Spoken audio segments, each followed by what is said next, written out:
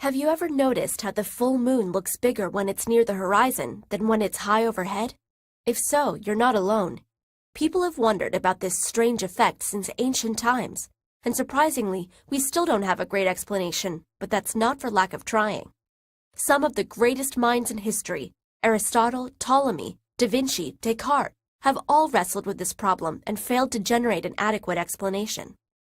One of the first ideas suggested was that the image of the moon in the sky really is bigger near the horizon. Perhaps the Earth's atmosphere acts like a giant lens, magnifying the moon as it rises and sets. But this explanation doesn't cut it. If anything, the refraction of the atmosphere would make the moon look slightly smaller. Plus, if you actually measure the size of the visible moon at different positions, it doesn't change at all. But then why does it still seem bigger when it's rising? This must be some kind of optical illusion. The question is, which one? One explanation is the Ebbinghaus illusion, where two identical objects look different because of the relative size of the objects they're surrounded by. Here, the two center circles are actually the same size.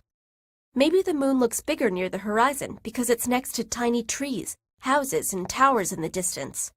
But when the moon is higher up, it's surrounded by the vast darkness of the night sky and looks tiny by comparison. Another possibility is the famous Ponzo illusion. If you've ever tried to draw in perspective, you know that the closer something is to the horizon, the smaller you should draw it.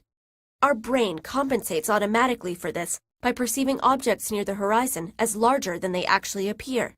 The two yellow lines in this drawing are the same size, but the upper one seems bigger because we interpret it as receding farther into the horizon. So between Ponzo and Ebbinghaus, it seems like we've solved the mystery of the moon illusion,